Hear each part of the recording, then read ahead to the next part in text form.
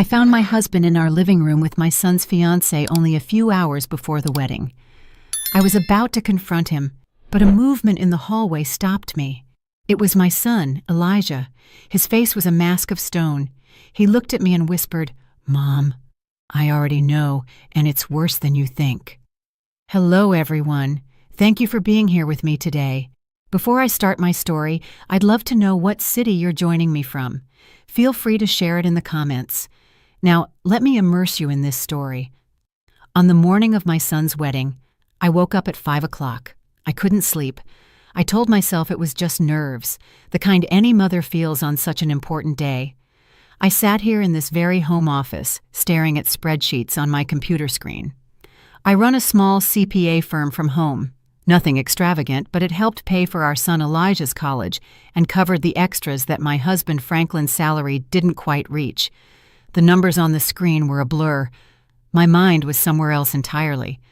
Outside, the world was still dark and silent, but I could already picture the scene that would unfold on the patio of our Atlanta, Georgia estate in just a few hours. White chairs arranged in perfect rows on the lawn. I had spent the entire spring tending to the arch that Franklin had built, covering it with the rose bushes I had nurtured since they were tiny buds. I had checked the string lights 3 times myself, making sure not a single bulb was out. Everything had to be perfect. Our son, our Elijah, deserved a perfect day. 25 years of marriage to Franklin, 23 years raising Elijah. I had dedicated my entire life to this family. I had been the steady hand, the planner, the one who remembered dental appointments and birthdays, and made sure the bills were paid on time. Franklin was the charmer, the life of the party, the one everyone loved. I was the foundation he leaned on, and for a long time, that was enough for me. But lately, something had felt off. A silent distance had settled between us. It was in the way he would stop talking when I walked into a room, in the way his phone was always tilted away from me. When I asked if something was wrong, he would simply laugh it off. "Just work, honey," he'd say. "Big promotion on the line." I chose to believe him. What else could I do? You don't toss 25 years of history overboard because of a feeling. The click of the office door brought me back to the present. It was Elijah, standing there in his pajamas, a mug of coffee in his hand. He looked exhausted, with dark circles under his eyes. At his age, he had my practical nature, but his father's handsome features. "Mom, you've been up for hours," he said. "The wedding isn't until 4 o'clock. "I just want everything to be perfect for my boy," I said, attempting a cheerful smile as I closed my laptop. "Your dad is still sleeping. He left early," Elijah said with a strange note in his voice. He walked over and sat on the edge of my desk, suddenly looking much younger. He said something about picking up a gift for Madison's parents, the Ellingtons. I frowned. That was new to me. "Mom," he said, hesitating, "can I ask you something?" I turned my chair to face him. Under the harsh light of my desk lamp, his worry was evident. "What's on your mind, sweetie?" He took a deep breath. "Do you think Madison really loves me?" The question hit me like a punch to the gut. Madison, his fiancée, ambitious, beautiful, a young architect from a wealthy, lifelong family with influence. On the surface, she was everything we had always wanted for Elijah. But I'd had my own doubts. I had seen how her eyes would sometimes drift when Elijah talked about his passions, how she checked her phone during family dinners. "Why would you ask that, honey? It's your wedding day." "I know, and maybe it's just last-minute jitters," he mumbled, staring into his coffee. "But sometimes when she looks at me, I feel like she's looking right through me, like I'm just a box she needed to check off on her way to the perfect life." He paused. "And lately, she's been spending a lot of time with Dad. They're always talking about finances, investments. She says he's mentoring her." I wanted to tell him about the things I had also noticed, how Franklin's eyes followed Madison around the room, how he always found excuses to help her with her coat or refill her drink, how he knew exactly how she liked her coffee, 2 sugars and a splash of milk, without having to ask. Instead, I reached out and squeezed his hand. "Wedding jitters are normal, sweetie. Marriage is the biggest step you'll ever take." "It's not just jitters, Mom," he said, his voice breaking. He finally looked up at me. his eyes filled with a pain that terrified me. "I think she's in love with someone else." I froze. The blood turned to ice. "What makes you say that?" "Little things," he whispered. "The way she lights up when Dad calls, how she always asks about him first when she comes over. I saw them in the garden yesterday, just talking, and the way he looked at her. It wasn't how a father-in-law should look at his son's fiancée." I felt a flush rise up my neck. I forced my voice to stay steady. "Elijah, that's a very serious accusation." "I know," he said, shrugging, "and I hope I'm wrong. God, I hope I'm wrong." Before I could reply, the door opened again. It was Franklin. He was already dressed in an impeccable shirt and dress slacks, looking immaculate as always. "Well, look at my two favorite people," he exclaimed, his smile not quite reaching his eyes. He seemed surprised to see Elijah there. "Big day, son. You should be getting ready." He turned his attention to me. "And you, Simone, you're going to wear yourself out. Madison just called. She's coming by around 10 o'clock to discuss some last-minute seating chart details." I watched Elijah's expression tighten. "What details?" he asked. "Oh, you know, just making sure her parents don't sit next to your Uncle James after that political argument last Christmas," Franklin said with a dismissive wave. "You know how special her family is. We should discuss it privately because of the politics and all that." "Of course," Elijah said, his voice flat. "We can't have the wrong people sitting together." The tension in the room was so thick you could cut it with a knife. I watched my husband and my son, and I knew deep in my soul that Elijah wasn't wrong. Something was terribly, horribly wrong. After Franklin and Elijah left my office, a cold dread seized me.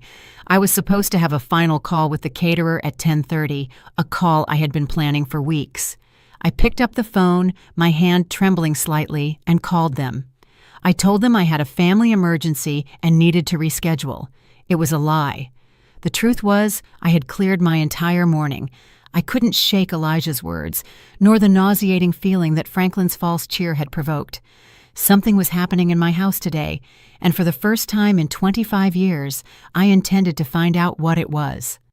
I spent the next 2 hours pretending to be busy. I tidied the kitchen, which was already spotless. I rearranged the floral centerpieces on the dining room table. Every sound made me jump. Every passing car made my heart hammer against my ribs. I felt like an actress in a play, performing the role of the happy mother of the groom, while inside I twisted with anxiety. Exactly at 10 o'clock, a sleek white BMW pulled into our driveway, Madison's car. I watched from the kitchen window as she stepped out.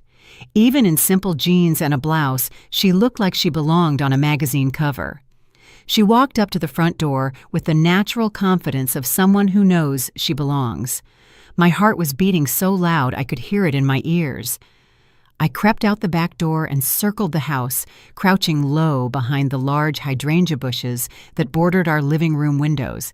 I felt ridiculous, like a spy in my own home, but the need to know, the need to confirm my fears or dispel them was overwhelming. Through the large bay window, I could see them. Franklin had let her in, and they were standing by the fireplace, the spot where we took our family pictures every Christmas.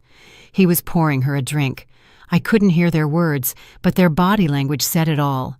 They stood close, too close. His hand rested low on her back. It was a casual gesture, one that could be easily explained away, but it lingered there for a second too long. I clenched my hands into fists, my nails digging into my palms. 25 years we had built a life in this house. We had read stories to Elijah on that very sofa. We had hosted countless family parties in that room. And now my husband was standing there, caressing another woman, my son's fiancée, on our son's wedding day. I was about to stand up, to storm in like a fury, and confront them right then and there. I didn't care about the scene. I didn't care about the wedding. I only cared about the scorching betrayal I was witnessing. But then I noticed movement in the upstairs hallway, a shadow in the glass's reflection. I looked closer. It was Elijah. He was standing at the top of the stairs, hidden in the shadows, watching them too. The sight of him, so still and broken, stopped me cold. This wasn't just my pain, it was his. Downstairs, things had escalated. Madison's hand was now on Franklin's chest. She leaned into him, her head tilted back, a smile playing on her lips. She said something, and he laughed. It was a sound I hadn't heard from him in years. Light, genuine, happy, the way he used to laugh with me when we were young, and everything seemed possible. In that moment, I saw my husband transform into someone I didn't recognize, someone alive in a way he hadn't been with me for a long, long time. Then his hands were in her hair, and they were kissing. It wasn't a quick peck. It was a deep, passionate kiss, the kind you see in movies. My vision went red. A roar filled my ears. I took a step toward the house, ready to rip the door from its hinges, ready to scream until my lungs gave out. And then a hand gripped my arm. I spun around, my heart leaping into my throat. It was Elijah. He had slipped out of the house and come to find me. His face was pale, ashen, but his eyes burned with a cold, hard determination I had never seen before. "Mom, don't," he whispered, his voice strained. "Not yet, Elijah. This is—" I choked on the words. I couldn't even say it. "I know what it is," he said. His voice was steady, though I could see his hands trembling. "Mom, I've known for weeks." "Weeks?" The word came out as a strangled whisper. I stared at my son, the boy I had raised, who now looked at me with the eyes of a man who had seen too much. We were still crouched behind the hydrangeas. The beautiful flowers I'd been so proud of were now serving as a hiding place for the destruction of our family. Inside the house, my husband and my son's fiancée had moved from the fireplace to the sofa. I couldn't bear to look. "I didn't want to believe it at first," Elijah said, his voice low and urgent. "I kept making excuses for them. He's just being kind. She's just nervous about joining the family." But it kept happening. The lingering looks, the private conversations, the way she lit up whenever he was near. He corrected himself. The slip-up, a painful reminder of a life that no longer existed. She was supposed to be getting a new mother figure, not a rival. "I mean Madison. Why didn't you tell me?" I asked, my voice shaking with a mix of shock and a strange, protective rage. "You shouldn't have had to carry this alone." "Because I needed proof," he said, his jaw clenched. "And because—" he looked at me, his eyes much older than his 23 years. "I wanted to give them enough rope to hang themselves." He pulled out his phone. His hands shook slightly as he tapped the screen.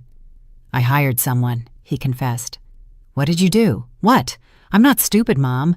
After I saw them having lunch together a month ago, a lunch Dad told me was a business meeting and she told me was an afternoon shopping with her girlfriends. I knew I wasn't crazy. I needed to know the truth." He handed me the phone. "I hired a private investigator." My breath hitched. "A detective? Elijah, the money—" "Don't worry about the money," he said grimly. "It was worth every single cent." The first photo on the screen showed Franklin and Madison walking into the St. Regis Atlanta downtown. The timestamp indicated it was 3 weeks ago, a Tuesday afternoon, when Franklin was supposedly at a regional sales conference. The second photo showed them leaving together 2 hours later, looking heated and disheveled. "There are 17 different occasions," Elijah said quietly, as I scrolled through a gallery of betrayal. Photos of them in dimly lit restaurants across the city. Photos of them pressed up against Franklin's car in a private parking lot. Photos of them laughing, holding hands, living a completely different life behind our backs. I felt sick. The sheer magnitude of the deceit was breathtaking. This wasn't a one-time mistake. It was a calculated, long-term affair. I stood up again. A fresh wave of rage washed over me. "We're stopping this," I said, my voice like steel. "Right now." "No." Elijah's voice was sharp, making me crouch down again. "Mom, trust me. I have a plan." "A plan, Elijah? This is insane. We can't just let the wedding—" "Absolutely we can," he cut in, his voice ringing with an authority I'd never heard from him before. "And we will. Mom, think about it. If we confront them now, what happens? They'll deny it, they'll twist it. Dad will say you're being hysterical, that you're misunderstanding things. Madison will cry and play the victim. They'll turn it all back on us. He was right. I could already hear Franklin's smooth, placating voice. Simone, you're overreacting. She's a nervous young woman, and I was just offering paternal advice. So what do you suggest? I whispered, my anger giving way to a cold, terrifying clarity. Elijah's smile was something chilling and unfamiliar. Public humiliation, he said, the words hanging in the air between us. Total and absolute destruction of their reputations. Legal consequences. We don't just end this, Mom. We make sure they can never, ever do this to anyone again. I looked at my son. When had he become so calculating, so ruthless? Then I looked back through the window. I saw my husband, the man I had loved and trusted for a quarter of a century, start to unbutton Madison's blouse on the sofa where we had built our family. And in that moment, I knew the woman I used to be, the understanding, forgiving wife, was gone. She had died right there in the dirt, behind the flowers I had so painstakingly planted. Tell me the plan, I said. That evening was one of the strangest of my life. Franklin came home acting as if nothing had happened, asking about final catering arrangements. Madison had left hours before, and he was the picture of the loving husband and proud father. He talked about his speech for the reception, about how proud he was of Elijah. The hypocrisy was so thick I could barely breathe. I just nodded and smiled, an empty shell of myself, while inside, I screamed. After Franklin went to bed, Elijah and I met in my home office. The door was locked, the blinds drawn. It felt like a war room, and in many ways, it was. On my desk lay the beginnings of a file of evidence that would make a prosecutor weep with joy. Tell me about that detective, I said, studying a surveillance photo that turned my stomach. Her name is Aisha, Elijah said. Aisha Whitfield. The name hit me like a splash of cold water. Aisha. My sister, Aisha. Elijah nodded. I didn't know who else to call. I knew she was a cop for 20 years before retiring and starting her own PI agency. I knew she was smart and she'd be discreet. He looked a little sheepish. I also knew she never really liked Dad.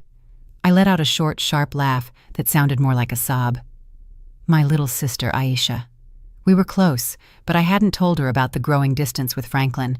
I had been too proud, too ashamed to admit my marriage might be failing. I'll call her, I said, my voice thick with emotion. Aisha answered on the second ring. Simone, it's past midnight. Is everything okay? No, Aisha. Nothing is okay. And then the dam broke. I told her everything. What Elijah suspected, what we had witnessed that morning, the photos. I cried ugly, choked sobs for the first time all day. She listened patiently, her voice calm and firm on the other end of the line. There was no shock or surprise, just a grim acceptance. I'm not surprised, Simone, she said quietly when I finished. I've seen the way he looks at that girl. I was hoping I was wrong. Elijah told me about the photos, I said, wiping my eyes. What else do you have? More than you probably want to know. Her voice turned professional. I've been tracking their movements for 3 weeks. They meet twice a week like clockwork at the St. Regis Atlanta. He always pays in cash. They eat lunch at fancy restaurants he'd never take you to. Last week, he took her to Cartier. I felt that flush of rage again. Our money. The money I managed so carefully. The money that was supposed to be for our retirement, for our future. And Simone, Aisha's voice was soft. There's more now. Something bigger. I've been digging into Franklin's financials, trying to figure out where all this cash for the hotel rooms and gifts is coming from. He's been sloppy. What did you find? I asked, dreading the answer. There was a long pause on the line. It's not just Madison, she said, voice heavy. It's not the first time. I found a series of regular monthly payments going back 15 years, always to the same person, a woman named Nicole Jenkins. The name meant nothing to me. Who is she? I did some digging. She was a junior associate at his old firm when Elijah was a child. She left abruptly about 15 years ago. The payments started a few months after she left. Aisha took a deep breath. Simone. She has a daughter, a 15-year-old girl named Zoe. I ran a background check. The father isn't listed on the birth certificate, but I'd bet my license that Franklin is her father. The phone felt heavy in my hand. I couldn't breathe. A daughter, an entire other child. 15 years of lies, 15 years of a double life. The secret trips, the inexplicable expenses, the emotional distance. It all clicked into horrible clarity. "I have to know for sure, Aisha," I whispered. "I know," she said. "I'll handle it. But Simone, you have to be prepared. When this drops, it's going to be a nuclear bomb." "I know," I said, my voice cold and hard. "That's exactly what we're counting on." The 24 hours leading up to the wedding were a blur of calculated deception. I moved through the preparations like a ghost, my body on autopilot while my mind raced. I smiled at relatives. I approved the final table settings with the wedding planner. I even helped Franklin with his tie, my fingers brushing the silk fabric as I imagined tightening it around his neck. Every interaction was a performance, every polite word a lie. Aisha worked quickly. She was a professional, and this was now personal. She told me she had a contact at a private lab. "It's risky, Simone, but if we can get a clean DNA sample from Franklin, we can get a non-legal preliminary comparison to a sample from the girl." That night, after Franklin fell asleep, snoring softly beside me in the bed we had shared for a quarter century, I crept out of the room. My heart pounded with every creak of the floorboard. I went to the bathroom and took his toothbrush from its holder. My hand shook so badly I almost dropped it. It felt like the ultimate violation. But what was this compared to the violations he had committed against me, against our family? I carefully tucked it into a plastic bag and left it in the mailbox for Aisha to collect before dawn. The next day, as the house buzzed with the chaotic energy of florists and photographers, Aisha called. "I've got more on the money," she said, her voice grim. "It's worse than we thought." We met in my car, parked on the street, away from the house, the only place I felt safe to talk. She opened a laptop and turned it toward me. On the screen was a spreadsheet, a dizzying array of numbers and dates. "I did a full analysis of your joint accounts, your retirement funds, everything," she said, pointing to a highlighted column. "Look at the pattern. For years, Franklin has been making regular cash withdrawals. Small amounts, 500 here, 700 there, never more than 1,000 at a time, always from different branches." "I thought it was for his hobby," I said, stunned. "He always told me he was investing in rare coins, something that required cash transactions." Another lie. "His hobby was named Madison," Aisha said dryly.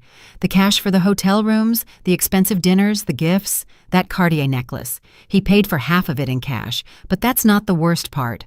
She clicked another tab. "He's been taking loans out against your pension plan." I stared at the screen. There it was in black and white. A series of loans taken out against the retirement account I had so diligently contributed to from my small business. The account that was supposed to be our safety net, our security for old age. He had drained almost $60,000 in the last 18 months. "How?" I whispered. "He would have needed my signature." "He forged it," Aisha said quietly. "I compared the signature on the loan documents to your signature on your tax returns. It's a good forgery, but it's not yours." A wave of nausea hit me. This was beyond deceit. This was theft. He wasn't just breaking my heart. He was systematically dismantling our future, piece by piece, to fund his sordid affair. He was robbing me of the college fund we had built, of the life we were supposed to share. He was gambling with my entire future. "And Madison?" I asked, my voice barely audible. "She's not an innocent victim," Aisha said, her gaze hard. "I'll get to her, but first, there's something else." She hesitated. Then she handed me a large manila envelope. "The preliminary DNA results came in this morning." My hands began to shake as I opened it. I scanned the page. The scientific jargon blurred until I found the conclusion at the bottom of the page. "Probability of paternity, 99.999%. I stared at the words until they were burned into my memory. Zoe Jenkins was Franklin's daughter. 15 years. 15 years of loving him, trusting him, building a life with him while he had another daughter, another family hidden in the shadows. I rested my head on the steering wheel, the cool leather against my hot forehead. I didn't cry. I was beyond tears. A strange, terrifying calm came over me. The pain was still there, a massive gaping wound in my chest. But now it was accompanied by something else. A cold, hard resolve. He wasn't just going to lose his wife. He was going to lose everything. Sitting in the car with my sister, that flimsy piece of paper in my hand felt heavier than a tombstone. It was the death certificate of my marriage, of the life I thought I had. A 15-year-old daughter. The words echoed in the silent car. How? How did you find her? I finally managed to ask, my voice sounding distant and strange to my own ears. Aisha's expression was a mix of pity and professional resolve. It started with the payments. Once I had Nicole Jenkins's name. It wasn't hard to locate her. She lives just 2 towns over, Simone about 20 miles away. 20 miles? For 15 years, he had been living a secret life a short drive away. How many times had he told me he was working late? How many business dinners had he attended? How many weekend golf trips had he taken? My mind spun as I mentally reviewed years of excuses and lies, each one now taking on a new, sinister meaning. I swung by the house yesterday morning, Aisha continued, her voice soft. I posed as a market researcher. Nicole opened the door, and behind her I saw the girl, Zoe. Simone. She's the spitting image of him. The same dark, intelligent eyes that first drew me to him all those years ago. The same smile. She's unmistakable. I imagined it. An innocent teenager in all this, who looked just like my husband. A sister my son never knew he had. The thought was so surreal, so monstrous, that I couldn't fully process it. My family wasn't just broken, it was a fraud. A carefully constructed lie that I had unknowingly helped maintain for more than half my life. Does the mother, Nicole, know about me? About Elijah? I asked. I can't say for sure, Aisha admitted. But the way she lives, a nice house in a good school district, but no flashy career, it's clear Franklin is her primary source of financial support. She has every reason to keep things quiet. He wasn't just paying child support, Simone. He was funding her whole life with my money, with our money, my consulting money, our joint savings, the money he stole from our retirement. The betrayal was so deep, so layered. I felt like I was drowning. It was a systematic plunder of my life's work, my trust, and my future. I handed the DNA report back to Aisha. Put it with the rest of the evidence, I said. My voice, stripped of emotion, was numb. The shock was so profound, it had short-circuited my ability to feel anything but a cold, heavy emptiness. I thought about that girl, Zoe. What kind of man tells his daughter he can't acknowledge her? What kind of man raises one son in the light while keeping another child hidden in the dark? The cruelty, not just to me and Elijah, but to this innocent girl, was astonishing. And what about Madison? I asked, needing to shift my focus, to latch onto a target for the anger that was starting to melt the ice in my veins. You said there was more on her. Aisha nodded, her expression hardening again. Right, Madison. Let's talk about the fiancée. She turned the laptop back to me and opened a new file. She's not just sleeping with your husband. She's been embezzling funds from her law firm. The words took a moment to register. She's a junior partner at a prestigious downtown firm, Aisha explained, displaying documents that looked like internal financial reports. She's been inflating expense reports, creating fake invoices for non-existent consultants, and siphoning the money into a private bank account. They aren't large amounts each time, but it's steady. In the last year, she's stolen over $200,000. I gasped. $200,000? And I can trace some of that money directly to gifts for Franklin, Aisha said, showing me a bank transfer followed by a credit card statement that showed the purchase of a $1,000 watch. She was stealing from her partners to buy gifts for her lover, who was stealing from his wife to buy gifts for her. It's the most perfectly disgusting circle of deceit I've ever seen. So Madison wasn't just a homewrecker. She was a criminal, a thief, and she was about to marry my son, bringing her corruption and lies into the heart of what was left of my family. The numbness in my chest vanished, replaced by a white-hot fury. This wasn't just about a broken heart anymore. This was about protecting my son. This was about justice. This was about making sure these two people faced the consequences for every lie, every dollar, every broken promise. "Okay," I said, looking my sister in the eye. "The wedding plan. Let's go over it one more time. I want it to be perfect." The knowledge of Madison's embezzlement added a dark, criminal layer to the already stunning betrayal. It changed everything. This was no longer just a messy, heartbreaking domestic drama. It was a conspiracy of fraud and theft perpetrated by the two people who should have been closest to us. "How did you get all this?" I asked Aisha, pointing to the damning financial documents on her laptop screen. We were still in my car, the air thick with the smell of conspiracy and stale coffee. "Madison isn't as smart as she thinks," Aisha said with grim satisfaction. "She got careless, and I have friends on the police force who were willing to pull some strings when they heard the story. A buddy of mine on the Economic Crimes Unit took one look at these patterns and knew exactly what he was seeing." She pointed to the screen. She was moving the money through a shell corporation she set up using her mother's maiden name. It was amateur. I thought of Madison's parents, the Ellingtons. They were pillars of the community. Her father was a respected federal judge. Her mother was on the board of 3 different charities. They moved in circles where reputation was everything. They believed their daughter was a shining star on the rise, marrying into a good, stable family. They had no idea their golden girl was a thief, and the stable family she was marrying into was a house of cards built on lies. The public humiliation was going to destroy them, too. For a fleeting instant, I felt a pang of pity for them. They were innocent collateral damage, but that feeling was quickly extinguished by the fire of my own betrayal. "So Franklin is stealing our retirement money to buy gifts for his mistress," I summarized, the words tasting like venom.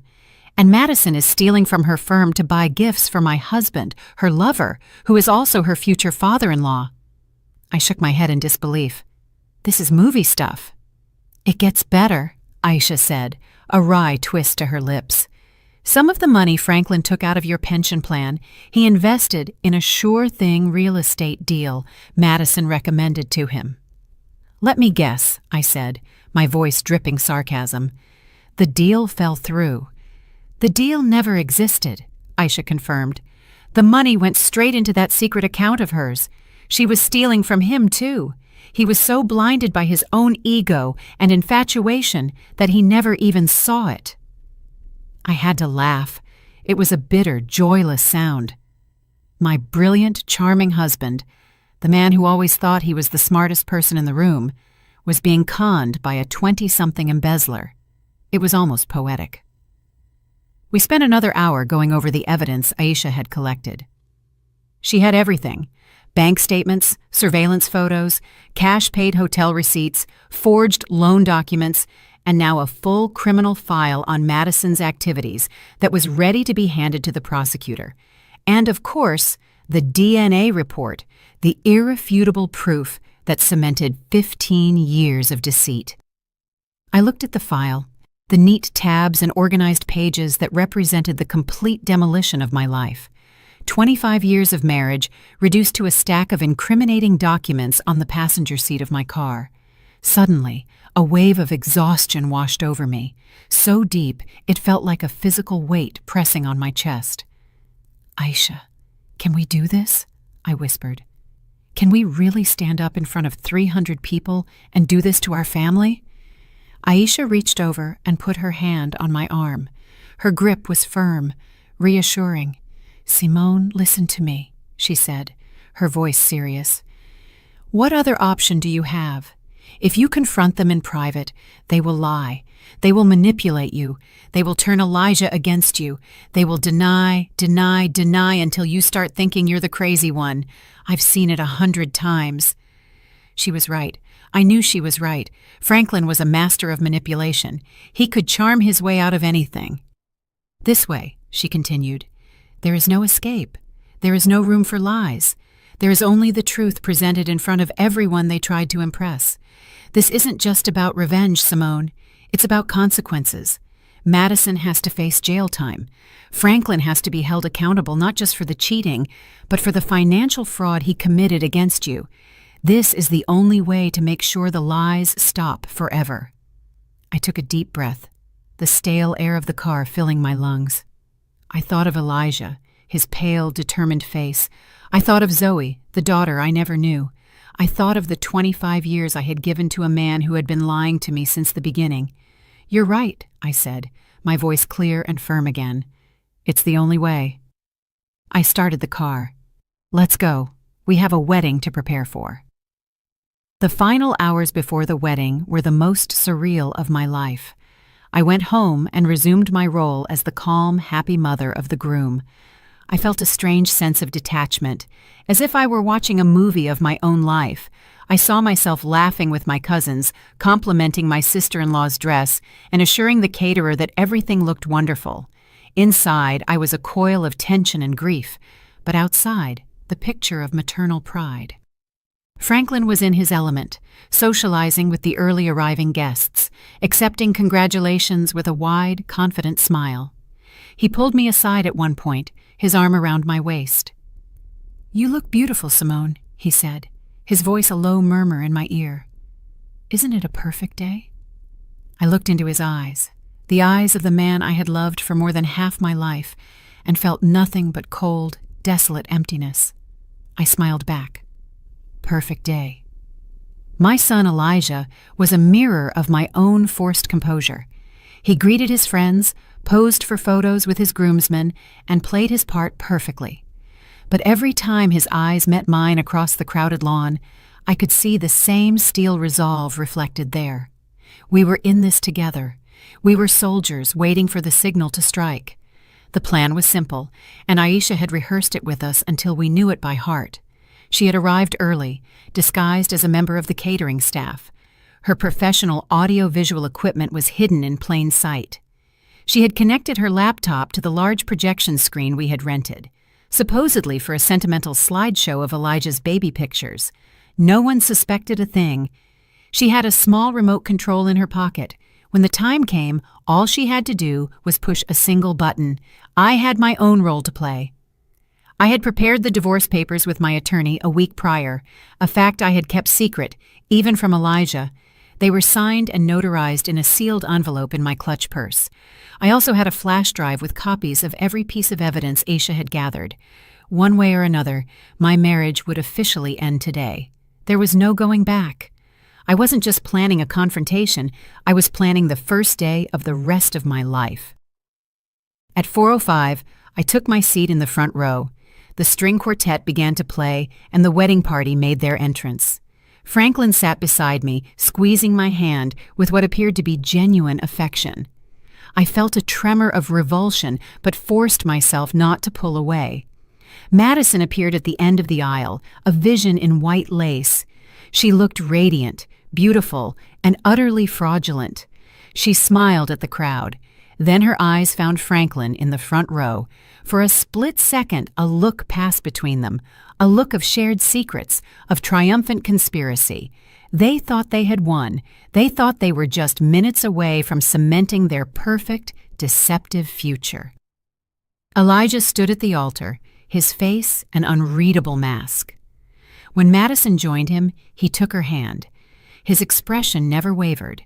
He looked out at the crowd, his eyes scanning the faces until they landed on mine. He gave a single, almost imperceptible nod. It was time. The officiant began the ceremony with the usual words about love, commitment, and fidelity. The irony was so dense it was nearly suffocating. I wondered if Franklin and Madison were even listening, or if they were already planning their next secret rendezvous. The ceremony continued. They exchanged vows they didn't mean, promises they had already broken 100 times. My stomach churned with every lie that left their lips. Finally, the officiant reached the critical moment. He smiled benevolently at the crowd. "If anyone here has any reason why these two should not be joined in holy matrimony, speak now or forever hold your peace." A silence fell over the 300 guests. This was the moment. My heart hammered against my ribs so hard I thought it might break through. I could feel everyone's eyes on us. I took a slow, deliberate breath. Then I stood up. The moment I rose, a collective gasp ran through the 300 guests. The air, which had been filled with the soft melodies of the string quartet and the warm afternoon breeze, suddenly became thick and silent. All heads in the garden turned toward me. I could feel their confusion, their shock, their curiosity, like a physical force. Franklin, sitting next to me, went rigid. "Simone, what are you doing?" he hissed, his hand grabbing my arm. "Sit down. You're making a scene." I shook his hand off as if it were a venomous snake. I looked past him, my eyes fixed on my son Elijah, who stood at the altar, his face pale but resolute. He knew this was coming. We had planned it. Then I looked at Madison, whose radiant smile had frozen into a mask of confused horror. "I'm sorry, everyone," I said, my voice clear and surprisingly steady. It carried across the silent garden. "I apologize for the interruption, but I believe the officiant asked if there was any reason this marriage should not proceed." I paused, letting the weight of my words settle. "And yes, I do. I have a reason." A wave of murmuring swept through the crowd. I saw Madison's father, Judge Ellington, begin to rise from his seat, an expression of thunderous indignation on his face. "Mrs. Whitfield, what is the meaning of this?" he boomed. "The meaning, Judge Ellington," I said, turning to face him, "is that your daughter is about to marry my son under false pretenses, and I believe you and everyone else gathered here today deserve to know the truth." I pulled the small remote control from my purse. It was the one Aisha had given me. My thumb hovered over the single red button. "The truth?" Franklin sputtered, his face flushing crimson. "Simone, you've lost your mind. You're embarrassing our son." "Am I, Franklin?" I asked calmly, turning my gaze back to him, my voice dropping to an icy calm. "You're the one who has embarrassed our son, you and your mistress." With that, I pressed the button. Behind the altar, the large screen that was supposed to show a slideshow of Elijah's baby photos sprang to life. The first image that appeared was a crisp surveillance photograph of Franklin and Madison, locked in that passionate kiss in our living room, the one Elijah and I had witnessed just the day before. The crowd erupted. There were screams, gasps, people standing up to get a better look. I saw Madison's mother bring a hand to her chest, her face ashen. "But that's not all," I continued, my voice somehow rising above the chaos. "You see, this wasn't just a one-time mistake. This has been going on for months." The screen changed. A new photo appeared. Franklin and Madison entering the St. Regis Atlanta, the timestamp clearly visible. Then another and another, a collage of their secret meetings, their clandestine lunches, their lies exposed for all to see. Madison stammered, trying to deny it, but her voice was lost in the uproar. Franklin was standing, shouting, "This is fake! Those are photo montages! Simone is having a nervous breakdown!" "Am I, Franklin?" I asked quietly. "Then perhaps you can explain this." The screen changed again. This time it displayed bank statements. My finger, on a close-up photo, pointed out the suspicious cash withdrawals, the forged signatures on the pension plan loan documents. A Cartier receipt for a $15,000 necklace flashed on the screen, followed by a photo of Madison wearing that same necklace at her bachelorette party. The noise from the crowd began to diminish, replaced by a stunned, horrified silence. This was no longer just a cheating scandal. It was something darker.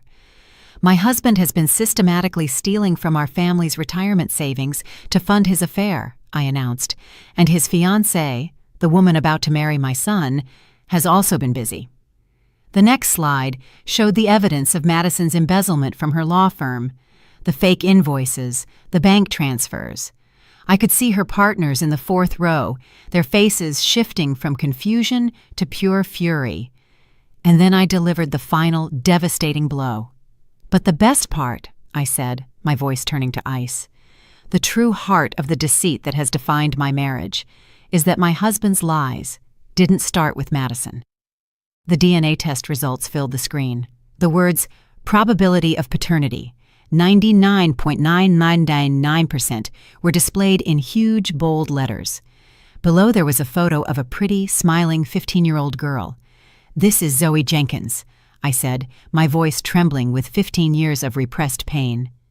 "She is Franklin's daughter, a daughter he has kept hidden from me and his own son for her entire life." The silence that followed was absolute. 300 people staring at the evidence of a betrayal so complete, so devastating, that even the most seasoned gossips were left speechless. And in that perfect, terrible silence, I watched the world I had known for 25 years burn to the ground. The silence was broken by a single, sharp sob. It came from Madison, who staggered, her face a ghastly white against the pure white of her wedding dress.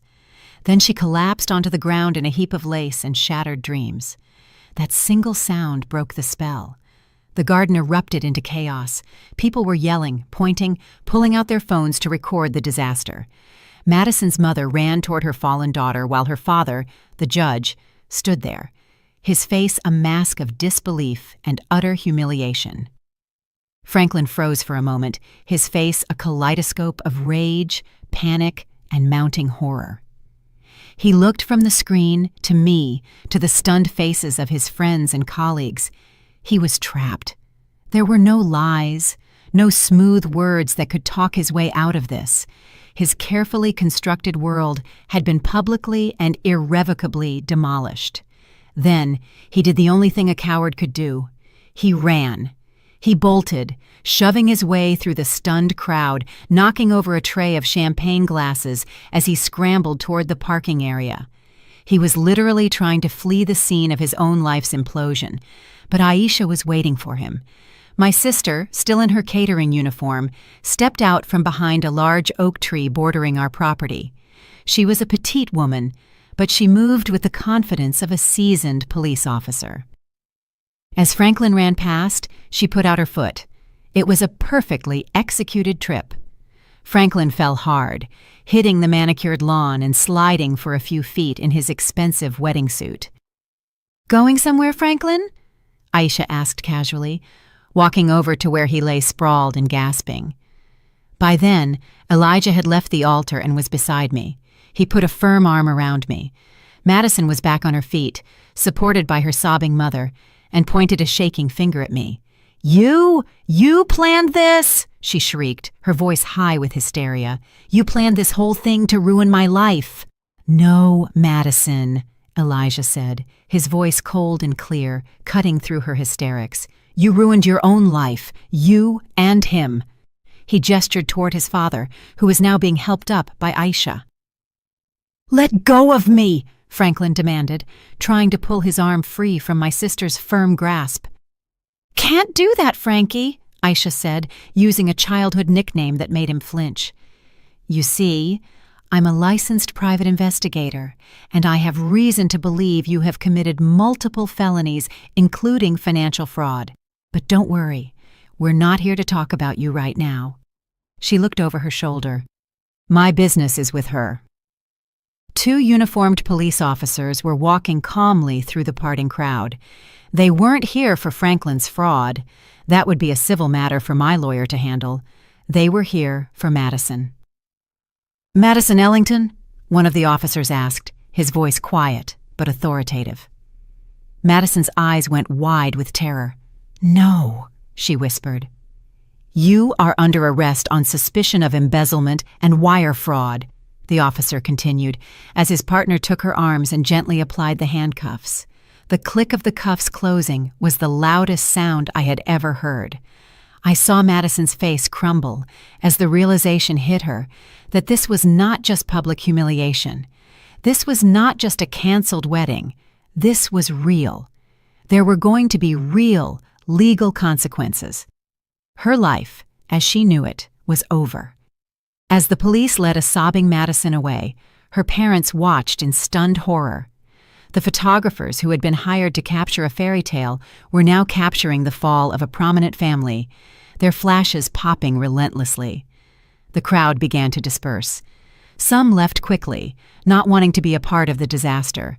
Others lingered, whispering in shocked huddles, their phones still held high, recording everything. In the midst of the chaos, I finally felt my strength leave me. Elijah held me. "It's over, Mom," he whispered. "It's finally over." I looked around at the ruins of the perfect day I had planned. It was a mess. It was a nightmare. But for the first time in months, I felt like I could finally breathe.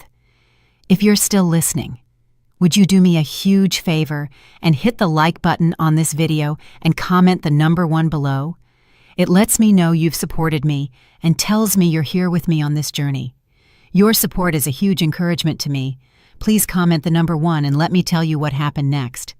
The 3 hours that followed the explosion were a blur of flashing blue lights, hushed conversations, and the slow, painful process of dismantling a wedding that never was. The police took our statements. Madison was driven away in a patrol car, her beautiful wedding dress looking absurd and tragic in the harsh glare of the setting sun. Franklin, after being questioned and released, simply disappeared. He got into his car and drove away without a word to me or his son. "And you?" Elijah asked, a flicker of the old warmth returning to his eyes. "I don't know yet," I answered honestly. "I think I'm just numb." The next few weeks were a painful, messy ordeal. The story, as expected, became a local media sensation. Scandal on wedding day, fiancé arrested at altar, groom's father implicated in decades of deceit. Our names and faces were everywhere. I stopped answering the phone. I stopped leaving the house unless absolutely necessary. My small CPA firm suffered. Some longtime clients quietly took their business elsewhere, uncomfortable with the notoriety. The day after the wedding, I did exactly what I had planned. I walked into my lawyer's office, my purse containing the signed divorce papers and the flash drive of evidence, and I filed. With the mountain of proof we had, Franklin didn't even try to fight. The legal process was swift and brutal.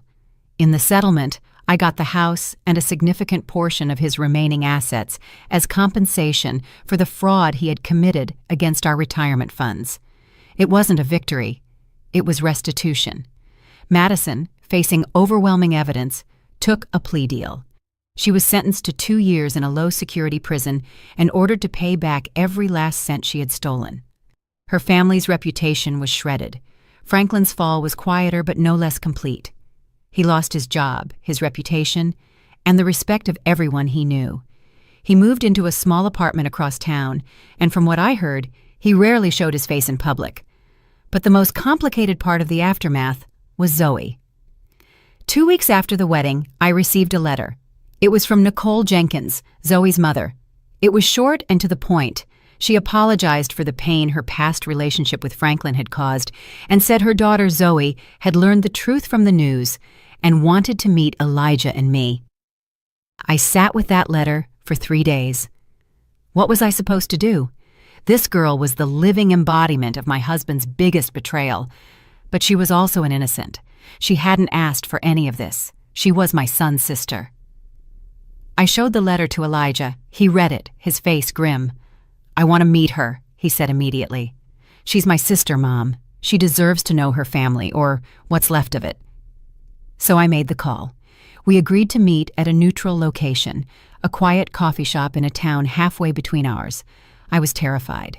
As we waited for them to arrive, I twisted the napkin in my hands until it was a frayed mess. Then they walked in. Nicole was an ordinary, tired-looking woman who seemed to carry the weight of her secrets in the slump of her shoulders. And behind her was Zoe. The moment I saw her, my breath caught. Aisha was right. She had Franklin's eyes, the same dark, intelligent eyes that had made me fall for him all those years ago. She looked scared and uncertain, clutching a book to her chest like a shield. And in that moment, looking at this innocent girl who was a victim in all of this, I knew my anger was not with her. It was with him, always him. That first meeting with Zoe was awkward. Words felt clumsy and inadequate. Elijah, bless his heart, did most of the talking. He asked her about high school, about the book she was holding, about her life. He didn't ask about Franklin. He simply treated her like a person, like a sister he was meeting for the first time. I, for the most part, just watched, trying to reconcile the image of this shy, sweet girl with the monumental lie she represented. Slowly, tentatively, we began to build something new. We met again for coffee, then lunch. Elijah and Zoe started texting, discovering a shared love for old movies and spicy food. I found myself looking forward to seeing her, hearing about her life. She was bright, funny, and kind. She was an innocent soul caught in the wreckage caused by our parents.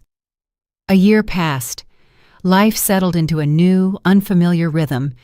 The divorce was finalized. The media storm subsided, replaced by newer, fresher scandals. I poured my energy into rebuilding my business, and slowly my clients started to come back. I sold the large family home with its yard full of ghosts and bought a smaller, more manageable townhome for myself. It was quiet, peaceful, and it was mine. Elijah, after months of therapy to work through the trauma of the betrayal, was thriving. He had left his corporate job and gone back to school to pursue his true passion, landscape architecture. He was designing beautiful spaces, creating order and beauty out of dirt and stone, a fitting metaphor for what he was doing with his own life. He was dating a lovely young woman, a kind, genuine librarian who looked at him like he was the only person in the world. And Zoe. Zoe had become a part of our lives. She came over for dinner every other Sunday. She and Elijah had developed a real sibling bond, teasing each other and talking for hours. I found myself feeling a fierce, protective love for her. She was no longer a symbol of betrayal. She was just Zoe, my son's sister, and in a strange way, a part of my family. One evening, about a year after the wedding that wasn't, I was sitting in the living room of my new home when the doorbell rang. It was Franklin. I hadn't seen or spoken to him since the day he fled our ruined reception. He looked diminished, older, grayer, the confident arrogance gone, replaced by a deep weariness. He asked if he could come in. I hesitated. Then I stood aside. He told me he was in therapy. He said he was trying to understand why he had done the things he had done. He apologized. He said he was sorry for the lies, for the betrayal, for the pain he had caused me, Elijah, and Zoe. I listened, and I knew he meant it, but an apology couldn't erase 25 years of deceit. "I forgive you, Franklin," I said, and I was surprised to find I actually meant it. Not for you, but for me. I can't carry that anger anymore. It's too heavy. I looked him in the eye. "But I will never trust you again. We can never go back." He nodded, a sheen of tears in his eyes. "I know," he whispered, and then he left. That night, as I got ready for bed, I found myself thinking about the woman I was a year ago, crouched in the dirt behind the hydrangeas. She was so broken, so lost. I wished I could go back and tell her that everything would be okay, that the pain wasn't the end of the story. The family I thought I had was a lie. It shattered into a million pieces on that sunny afternoon, but what Elijah, Zoe, and I built in its place was smaller, quieter, and imperfect. But it was honest. It wasn't built on comfortable lies, but on a difficult, painful, and ultimately freeing truth. We had lost everything, but in doing so, we had found something real, and for the first time in a long, long time, that felt like enough. Thank you. Thank you for listening to my story. If you've been through something similar, or if any part of this has resonated with you, please feel free to share your thoughts in the comments. Your stories matter, and if you'd like to hear more, please consider liking this video and subscribing to the channel. Be kind to yourselves, and I'll see you next time.